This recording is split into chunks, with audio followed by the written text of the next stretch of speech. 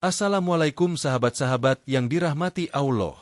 Hari ini, saya ingin berbagi kisah mengenai seorang menantu yang sering dipandang rendah oleh mertuanya karena keadaan ekonominya yang kurang.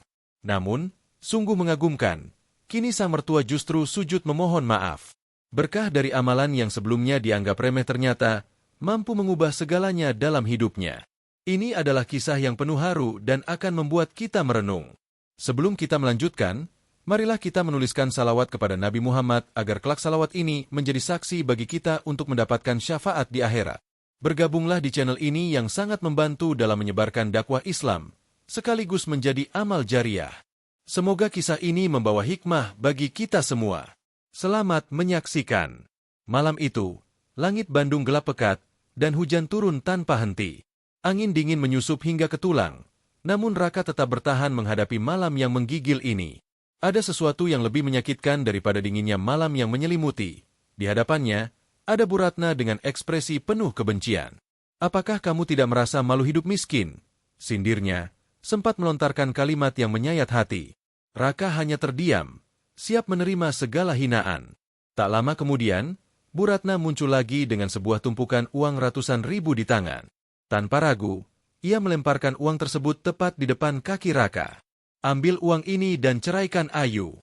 Aku tidak mau anakku hidup miskin bersama pria seperti kamu," teriaknya. Hati Raka berdesir mendengar kata-kata itu.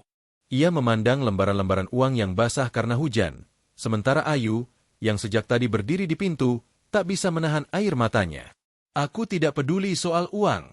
Aku mencintai Raka." Suaranya bergetar. Namun, Bu Ratna hanya tertawa sinis.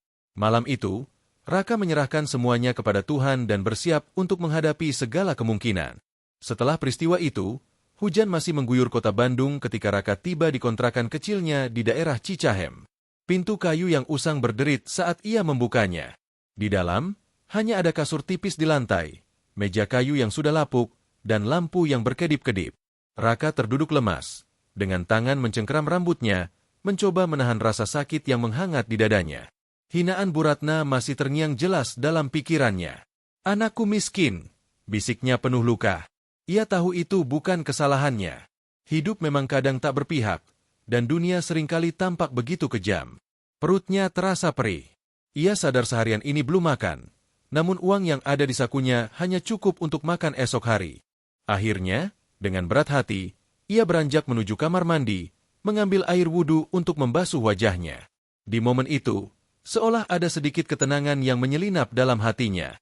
Setelah itu, ia membentangkan sajadah yang mulai lusuh di sudut ruangan. Ia berdiri, mengangkat tangannya, dan mengucapkan takbir di setiap gerakan salatnya. Saat sujud, ia merasakan sesuatu yang selama ini ia abaikan. Air matanya jatuh dan ia tertunduk lama di sana, seolah ingin menuangkan seluruh perasaannya dalam doa. Setelah mengucapkan salam, ia masih duduk, terengah-engah dengan dada yang penuh sesak. Tiba-tiba, ia teringat nasihat almarhum ibunya yang sering berkata, "Jika kamu sedang kesulitan, jangan hanya mengeluh. Perbanyak istighfar, perbanyak doa, dan jangan pernah meninggalkan doa Nabi Yunus." Hatinya bergetar saat menyadari bahwa selama ini ia terlalu sibuk bekerja dan mengkhawatirkan dunia, hingga lupa untuk mencari pertolongan dari Allah. Malam itu, ia bertekad untuk memulai sesuatu yang mungkin dianggap sepele oleh banyak orang, tetapi ia ingin membuktikan kebenaran kata-kata ibunya. Ia mulai melafalkan istighfar dengan sepenuh hati, "Astagfirullahalazim." Ia mengulanginya perlahan, lalu semakin cepat, dan hatinya terasa sedikit lebih ringan. Setelah itu, ia membaca syalawat, mengingat kekasih Allah, Nabi Muhammad, dengan penuh penghayatan. Kemudian, ia membaca doa Nabi Yunus, kalimat yang pernah menyelamatkan seorang nabi dari perut ikan paus. Ia tahu malam itu adalah awal dari perubahan besar dalam hidupnya. Pagi harinya, Raka terbangun dengan perasaan sedikit lebih ringan. Walaupun masalahnya masih sama, hatinya terasa lebih kuat. Ia bergegas bersiap untuk kembali menarik ojek motor bututnya yang setia menunggunya di depan kontrakan. Mesin tuanya bergetar pelan saat dihidupkan. Beberapa menit setelah keluar untuk mencari penumpang, ponselnya berbunyi. Ada pesanan dari aplikasi ojek online dengan lokasi penjemputan di Dago atas. Raka langsung tancap gas menuju lokasi. Sesampainya di sana, ia melihat seorang pria tua berdiri memegang payung. Wajah pria itu teduh, dengan guratan usia yang menunjukkan kebijaksanaan. Saat pria itu naik ke motornya, tiba-tiba ia berkata, "Kamu kelihatan capek, Nak." Raka tersenyum kecil. "Nggak apa-apa, Pak. Sudah biasa." Pria tua itu diam sejenak, kemudian bertanya, "Apakah kamu sudah menyerahkan semuanya kepada Allah?" Raka menelan ludah, bingung siapa pria ini sebenarnya. Namun, ketika sampai di tujuan dan ia menoleh ke belakang, pria itu sudah menghilang. Raka terkejut dan menatap sekeliling, tetapi tidak melihat sosok pria itu dimanapun, seolah-olah ia menghilang begitu saja. Di jok motornya, ia menemukan sebuah amplop coklat. Dengan tangan bergetar, Raka membukanya. Di dalamnya terdapat selembar uang dan secari kertas yang bertuliskan, "Teruskan amalanmu. Allah akan mengangkat derajatmu lebih tinggi dari yang kau bayangkan." Raka terdiam lama. Tangannya mencengkeram amplop itu kuat-kuat. Ia merasa terharu dan terinspirasi. Kini, ia ingin melihat sendiri bagaimana Allah akan mengubah hidupnya. Ia tidak tahu apa yang akan terjadi, tetapi harapan baru mulai membara dalam hatinya. Keajaiban semakin mendekat saat matahari pagi mulai terbit di langit Bandung, menyinari jalan-jalan yang masih basah oleh sisa hujan semalam. Raka duduk di atas motor tuanya, menggenggam amplop coklat yang diberikan oleh pria misterius. Hatinya bergetar, tak percaya dengan apa yang baru saja dialaminya. Kata-kata yang terngiang di pikirannya, "Teruskan amalanmu, Allah akan mengangkat derajatmu lebih tinggi dari yang kau bayangkan," membuatnya semakin terpikirkan. Ia menggenggam uang yang ada di dalam amplop itu, jumlah yang cukup besar untuknya saat ini. Uang itu bisa digunakan untuk makan beberapa hari ke depan, atau bahkan untuk memperbaiki motornya yang sering mogok. Namun, Raka justru tersenyum, karena ia tahu apa yang harus ia lakukan. Tanpa rasa ragu, ia pergi ke masjid terdekat. Setelah menunaikan salat duha, ia memasukkan seluruh uang itu ke dalam kotak amal. "Ya Allah, aku yakin pada janji MU. Aku serahkan semuanya pada MU." Bisiknya, hatinya terasa jauh lebih ringan, seolah baru saja melepaskan beban yang menginjak dadanya. Sesudah itu, ia kembali menjalani pekerjaannya sebagai pengemudi ojek online. Hari itu terasa berbeda. Biasanya, ia hanya mendapat beberapa penumpang dalam sehari, tetapi kali ini, orderan terus berdatangan. Setiap kali ia menyelesaikan satu perjalanan, langsung ada pesanan baru yang masuk. Ia tidak menyadari bahwa amalan yang selama ini ia remehkan mulai menunjukkan keajaibannya. Sore itu, setelah seharian bekerja, ia pulang ke kontrakannya dengan perasaan lega. Ia melihat dompetnya kini lebih tebal dari biasanya, tetapi yang paling membuatnya bahagia bukanlah jumlah uang itu. "Sayang, kamu tahu, aku nggak tahan lagi." Suara Ayu terdengar lemah. "Ada apa?" tanyanya, cemas. Suara Ayu tercekat. Ia merasa semakin tertekan karena harus membandingkan dirinya dengan anak-anak teman yang menikah dengan orang kaya. "Ia bilang aku bodoh karena menikah denganmu dan aku bakal menyesal seumur hidup," tuturnya. Raka mengepal tangannya, marah mendengar itu. "Ayu, aku paham semua ini. Aku butuh kamu, tapi..." Ayu terdiam. "Aku sudah menemukan jalan. Aku akan terus berusaha dan Allah pasti akan membukakan jalan. Percayalah padaku," jawab Raka. Dengan suara lirih, Ayu berkata, "Aku percaya padamu." Mereka pun mengakhiri panggilan, dan Raka menatap ponselnya dengan mata penuh tekad. Ia tahu ini bukan hanya tentang harga dirinya, tetapi tentang Ayu dan masa depan mereka berdua. Malam itu, seperti malam sebelumnya, ia merasa ada sesuatu yang berbeda.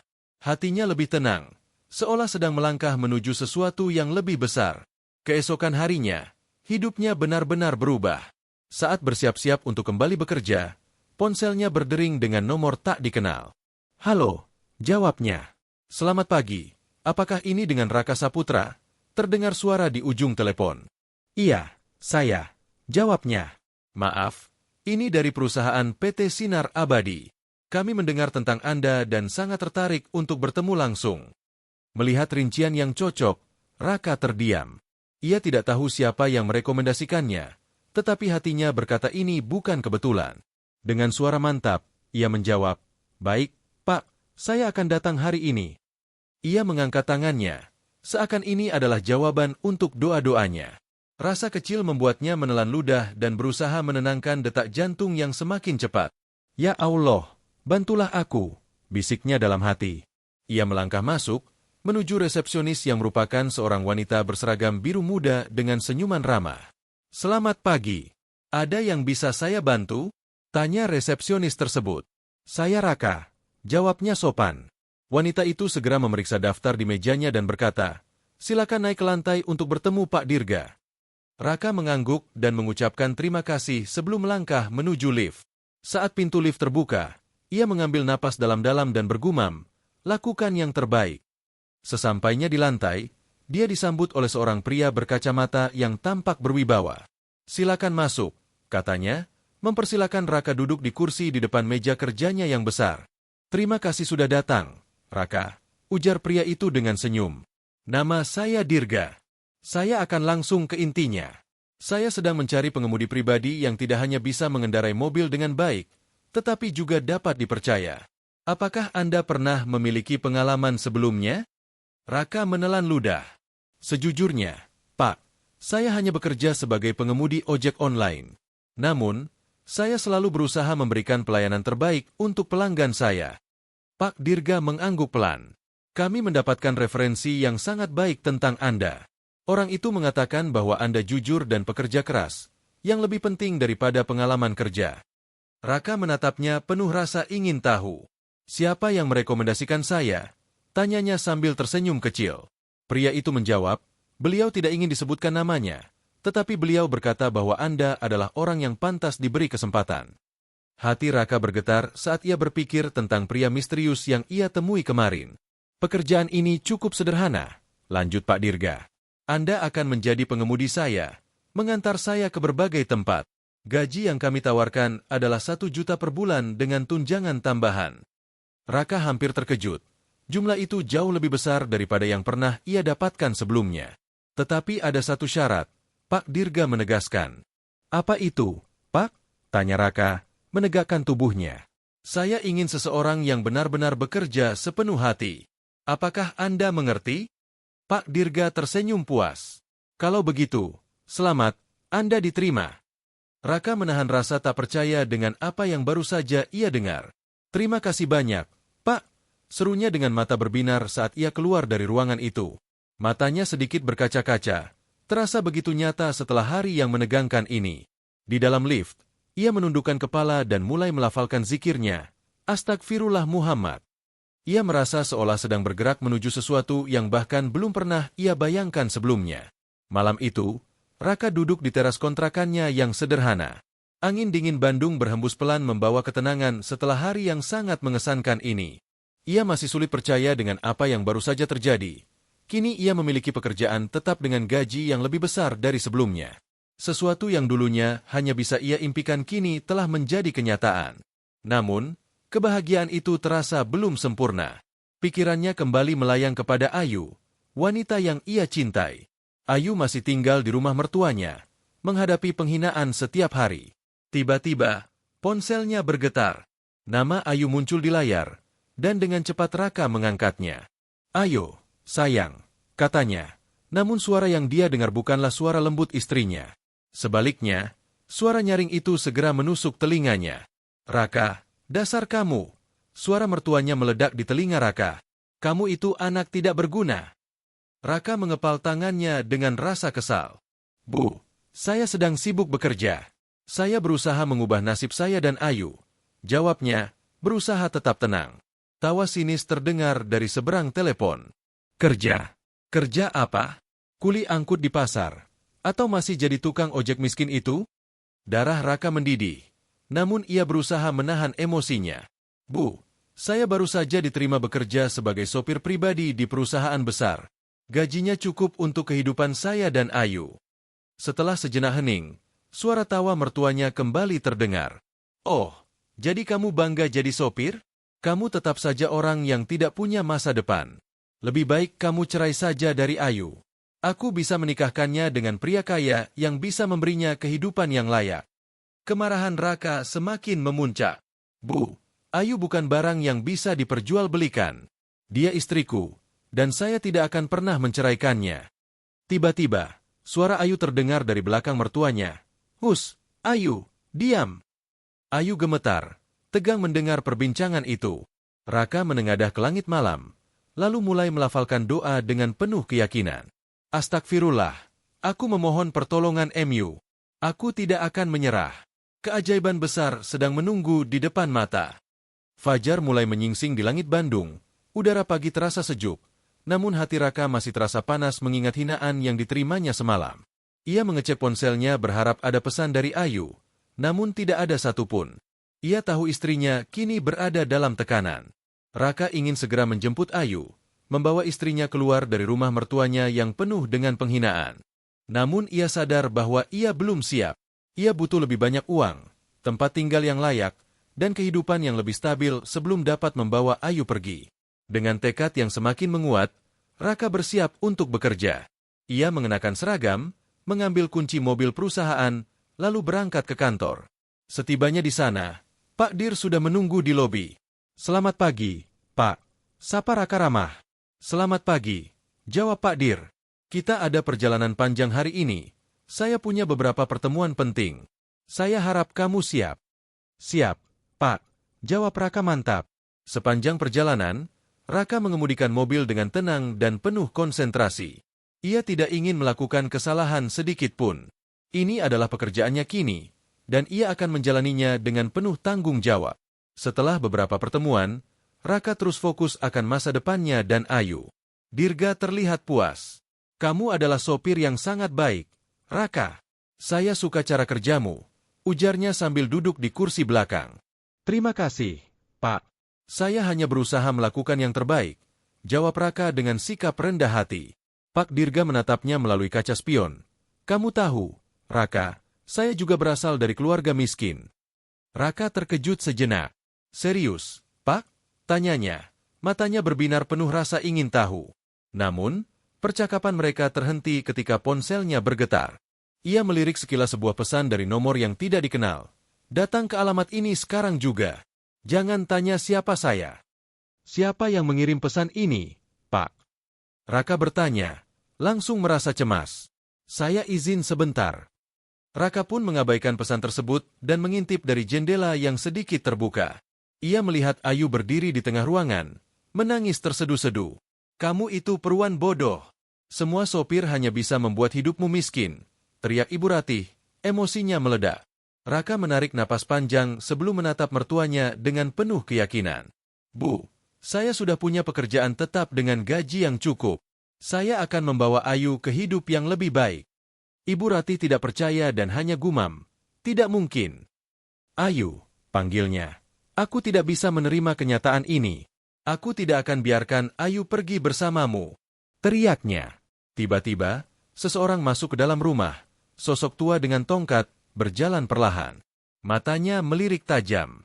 "Pak Dirga," seru Raka. Pak Dirga tersenyum kecil. "Saya datang untuk memastikan sesuatu." "Bu Haj, selama ini kamu tidak menghargai Raka," lanjutnya. Ibu Ratih tampak bingung. "Siapa Anda?" Pak Dirga mendekat. "Saya bosnya Raka. Saya yang memberinya pekerjaan karena saya menghargai kejujuran dan kerja kerasnya." Wajah Ibu Ratih langsung memucat. "Anda benar-benar bekerja di perusahaan besar itu?" tanyanya dengan suara bergetar. Raka mengangguk. "Bu, saya tidak bohong." Ibu Ratih tampak linglung, seolah baru menyadari kesalahannya. Pak Dirga menatapnya tajam. "Kamu tidak pantas memperlakukan menantumu seperti ini, Bu. Siapa tahu suatu hari nanti, kamu yang akan meminta maaf padanya." Air mata Ibu Ratih mulai mengalir. Ayu mendekat ke arah Raka, menggenggam tangannya. "Ayo kita pergi," bisiknya. Saat mereka melangkah keluar, Ibu Ratih hanya bisa terdiam, menyaksikan mereka pergi dengan penuh penyesalan. Matanya yang tajam membuat dedaunan di luar kontrakan kecil bergetar. Kini, tempat ini adalah rumah bagi Raka dan Ayu. Di dalam rumah yang sederhana namun nyaman itu, Raka duduk bersandar di sofa kecil sambil menikmati secangkir teh hangat. Ia menatap Ayu yang sibuk membereskan dapur setelah makan malam sederhana mereka. "Aku masih tidak percaya kita benar-benar sudah pergi dari rumah itu," gumam Ayu sambil sesekali melirik suaminya. Raka membalasnya dengan senyum kecil. "Aku juga." Sementara itu, suasana di dalam rumah terasa hangat dan akrab, meskipun ada ketukan di pintu yang tiba-tiba memecah keheningan. Ayu dan Raka saling bertukar pandang, Sementara Raka hanya bisa tertegun melihat ibu mertuanya dengan tatapan penuh kepedihan. "Ibu, kenapa tiba-tiba jadi begini?" tanyanya. Suaranya bergetar. Ibu mereka, dengan mata yang penuh air mata, menjawab, "Semua ini terjadi karena aku. Aku terlalu sombong dan menganggap remeh semua yang ada. Kini, semua yang aku miliki hampir habis." Ayu terkejut mendengar pengakuan tersebut dan menggelengkan kepala, air matanya bercucuran. Ia merasa sangat terbebani oleh kesedihan ibunya. "Tapi ibu, ini tidak seharusnya terjadi," katanya, meluapkan rasa empatinya. Ibu mertuanya melanjutkan, "Saat aku kehilangan segalanya, tak ada seorang pun yang peduli padaku. Teman-teman yang dulu sering datang, kini pergi. Aku tak punya siapa-siapa lagi." Ucapan itu menyentuh hati Raka. Semakin dalam penyesalan yang ia rasakan, ia tersadar bahwa Ayu adalah satu-satunya yang benar-benar ada untuknya. Tatapan mereka bertemu. Raka memandang tangan ibunya yang selama ini ia remehkan, kini menjadi satu-satunya harapan yang tersisa. Ia menggenggam tangan ibu mertuanya dengan lembut, merasakan betapa berartinya momen ini. Malam itu, di tengah hujan yang terus turun, keajaiban perlahan terjadi. Ikatan yang sempat hancur oleh kesombongan kini mulai menemukan jalan untuk bersatu kembali. Raka tahu semua ini adalah berkah dari kesabaran, berkah dari amalan yang dulu dipandang sebelah mata. Malam masih panjang dan hujan belum reda, menciptakan irama melankolis di atap rumah kecil itu. Bu Ratih masih duduk di lantai, menggenggam tangan Raka erat, seakan tak ingin kehilangan satu-satunya harapan dalam hidupnya. Di sampingnya, Ayu duduk dengan mata sembab, merasakan beban yang mendalam namun sekaligus ada harapan baru yang menyala. Tangisan Ayu meredup saat Raka mengambil tangan yang gemetar di pangkuannya. "Aku telah kehilangan segalanya. Raka, aku tidak tahu harus berbuat apa lagi." Suaranya terputus-putus, hanya diiringi suara gemuruh hujan yang menjadi latar kesedihan mereka. Mereka tengah berusaha menerima kenyataan ini, terutama Ayu yang berusaha menenangkan ibunya. "Ibu, jangan merasa kehilangan. Kita masih memiliki satu sama lain," ujar Ayu, melihat senyum tipis di wajah Raka. "Aku yakin, dia tidak akan meninggalkan kita." Ada satu kata dari Raka yang selalu membangkitkan semangatku saat aku merasa hancur. Raka mulai tersenyum di tengah kesedihan itu. "Meski aku hanya bisa menangis dan merasa hilang," ucapnya lirih. Setelah mendengar pengakuan ibunya, Raka menghela napas pelan. Suaranya lembut saat ia mulai melafalkan doa yang selama ini menjadi pegangan hidupnya. "Astagfirullahalazim, Allahumma sholli, ala Sayyidina Muhammad wa, ala ali Sayyidina Muhammad. La ilaha illa anta, subhanaka ini kuntu minaz zalimin." Bu Ratih menutup matanya, dan suara Raka yang melafalkan doa itu terasa menenangkan, menembus dinding-dinding hatinya yang telah lama mengeras karena kesombongan. "Aku ingin memulai semuanya dari awal," kata Ayu lirih sambil menggenggam tangan ibunya erat. "Ibu masih punya waktu. Yang terpenting, ibu mau berubah." Malam itu, di tengah derasnya hujan yang tak kunjung reda, wanita tua yang dulunya sombong kini merasakan ketenangan dalam doa untuk pertama kalinya. Di sudut rumah kecil yang penuh berkah, seseorang tengah tersenyum. Raka tahu ini adalah awal dari perjalanan mereka menuju keikhlasan. Hujan akhirnya menjelang, udara dingin menyelimuti Bandung, menciptakan embun di kaca-kaca rumah Raka. Ia menoleh ke arah istrinya dan tersenyum kecil. "Allah telah menyentuh hatimu," pikirnya. Ayu mengangguk pelan, menutup mulutnya menahan isak tangis. Bu Ratih melanjutkan salatnya dengan terbata-bata. Setiap gerakannya menunjukkan bahwa ia masih merasa canggung dan belum terbiasa. Namun, ada sesuatu dalam cara bersujud kali ini, sebuah ketundukan yang benar-benar datang dari hati. Raka tersenyum. Ia tahu ini adalah awal dari semua perubahan. "Mulailah dengan yang sederhana, Bu. Zikir dan jangan pernah menyerah," ujarnya pelan, berharap ibunya dapat menemukan kedamaian di tengah perjalanan baru ini. Dengan suara lembut penuh ketulusan, Raka melantunkan kalimat, "Astagfirullahalazim." Butih, yang menutup matanya, merasakan setiap kata yang diucapkan Raka menyentuh hatinya. Ia mulai menggerakkan bibirnya, mengikut zikir itu dengan keikhlasan. Ayu tersenyum haru melihat ibunya perlahan kembali ke jalan yang benar. Matahari mulai terbit, menembus celah-celah jendela rumah kecil mereka, menyirami wajah Butih dengan cahaya pagi yang lembut. Sejenak, ketenangan menyelimuti suasana. Ia beranjak dari sajadah, mengusap air matanya yang mengalir penuh haru. Ibadah yang dilakukannya telah memberinya ketenangan, dan ia merasa lebih mendekatkan diri kepada Tuhan. Ketukan di pintu memecah ketenangan itu. Ayu, yang sedang menyiapkan teh di meja, segera berjalan menuju pintu. Saat melihat sosok di hadapannya, tubuhnya mendadak menegang. Di depan pintu berdiri seorang pria berusia sekitar 40 tahun, mengenakan jas mahal, menatap mereka dengan ekspresi dingin. Dialah Pak Burhan, ayah tiri Ayu dan suami kedua ibunya, yang datang dengan maksud tertentu. "Aku ingin melihat siapa yang datang," ujar Ayu. Suaranya bergetar saat melihat Pak Burhan melangkah maju tanpa meminta izin. Ia memandang rumah kecil itu dengan ekspresi meremehkan. "Jadi ini tempatmu sekarang? Dari rumah mewah menjadi gubuk seperti ini? Kasihan sekali." Raka, meski merasa marah, berusaha menahan emosinya. Sementara itu, Bu Ratih berdiri di tempat, menarik napas dalam-dalam. "Kasihan? Oh, aku tidak datang untuk bersimpati," Pak Burhan melanjutkan dengan nada sinis. "Aku sudah tidak bisa mempertahankan istri yang tidak memiliki harta. Kau bukan siapa-siapa lagi. Semua aset telah aku ambil sesuai perjanjian yang kau tanda tangani." Bu Ratih masih berdiri diam, napasnya mulai memburu, dan tangannya gemetar. Ayu merasakan dadanya sesak. Dalam hati, ia berpikir, jadi selama ini, ayah hanya menginginkan harta ibuku. Kemarahan dan kesedihan oleh perkataan itu mengalir dalam diri Raka. Namun, tiba-tiba air mata menetes dari matanya. Kali ini, rasa sakitnya berbeda. Ia teringat semua orang yang pernah menghina dan merendahkan mereka karena kemiskinan. Kini, Allah menunjukkan siapa yang seharusnya dihina. "Pak Burhan, kau bukan hanya miskin harta, tapi juga miskin hati. Tak ada sedikit pun kebaikan dalam dirimu dan itu lebih menyedihkan daripada sekadar kehilangan uang." Pak Burhan terdiam, terkejut mendengar kata-kata itu. Ratih menarik napas dalam-dalam, seolah ingin menahan air mata yang mulai menggenang. Danu, meskipun tampak tenang, menyimpan perasaan yang rumit. Ia hanya mengingat ibunya, namun sebelum pria itu beranjak pergi, Ratih menutup matanya dan menggumam, "Astagfirullahaladzim, Allahumma salli, ala Muhammad wa, ala Ali Muhammad." Suasana seketika berubah, wajah Pak Burhan tampak cemas, sementara Ratih melanjutkan, "Bu, aku."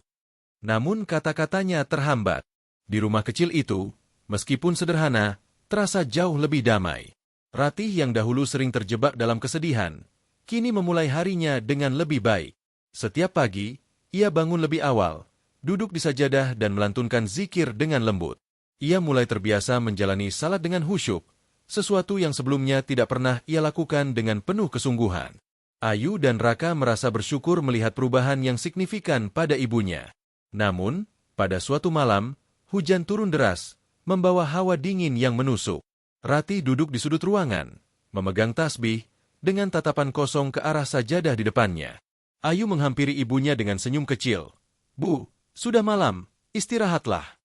Ratih yang tersenyum tipis menjawab, "Ibu ingin salat tahajud dulu, hati ibu terasa ringan malam ini." Ayu mengamati ibunya dengan penuh kasih. "Alhamdulillah, Bu. Ibu terlihat lebih tenang sekarang." Dengan perlahan dan gerakan lembut, Ratih berdiri dan mengambil wudhu. Malam semakin larut, dan Raka yang tertidur di kamarnya tiba-tiba terbangun oleh suara isakan lirih yang berasal dari ruang tengah. Ia bangkit dari tempat tidurnya dan berjalan pelan menuju sumber suara. Ayu, yang juga merasakan kekhawatiran, segera menghampiri ibunya. Waktu berlalu, dan ketika pagi tiba, sinar matahari menyinari jendela rumah kecil itu. Ratih pergi dengan cara yang paling mulia, dalam sujud, dalam zikir, dan dengan kepasrahan yang total kepada Allah. Kabar berpulangnya Ratih menyebar cepat. Tetangga berdatangan untuk melayat, bahkan mereka yang pernah menganggapnya angkuh kini datang dengan wajah penuh duka. Seorang ibu tua yang dahulu sering dihina Ratih karena kondisi ekonominya, berdiri di sudut ruangan dengan mata berkaca-kaca saat memandang jenazah. "Subhanallah, betapa indah cara beliau pergi," ucapnya dengan suara bergetar. "Semoga Allah mengampuni segala dosanya dan menerima taubatnya." Ayu mengangguk sambil terus menangis, merindukan segala perubahan yang telah dilakukan ibunya. Raka menatap istrinya dengan lembut. Allah itu Maha Pengasih. Melihat usaha dan keikhlasan dari setiap hambanya, semoga ibu ditempatkan di tempat terbaik selama prosesi pemakaman berlangsung. Banyak orang yang hadir untuk mengantarkan jenazah Ibu Butih ke peristirahatan terakhirnya. Raka sendiri turun ke liang lahat, memastikan bahwa ibu mertuanya dikebumikan dengan layak. Ketika tanah terakhir menutupi makam itu, Ayu membisikkan pelan. Bu, beristirahatlah dengan tenang. Raka menggenggam tangan Ayu, berusaha menenangkan istrinya. Kita akan terus mendoakannya. Ayu mengangguk pelan. Dari kejauhan, terlihat Pak Burhan. Ia tidak mendekat, hanya menatap makam itu dengan mata yang penuh haru. Dia dan Ayu menyadari bahwa ini bukanlah akhir, melainkan awal dari perjalanan baru. Kini, mereka lebih yakin bahwa setiap kesulitan dan ujian yang dihadapi manusia adalah bagian dari takdir. Mereka memahami bahwa yang benar-benar bernilai bukanlah harta, melainkan keimanan dan ketakwaan. Terima kasih telah menyaksikan cerita ini hingga akhir. Jika kalian merasa kisah ini menyentuh hati dan memberikan pelajaran berharga, jangan lupa untuk like, komentar, dan subscribe agar tidak ketinggalan kisah-kisah inspiratif lainnya. Tulis di komentar, apa hikmah yang paling kalian rasakan dari cerita ini, dan jangan lupa sebarkan video ini agar lebih banyak orang mendapatkan manfaatnya. Wassalamualaikum warahmatullahi wabarakatuh.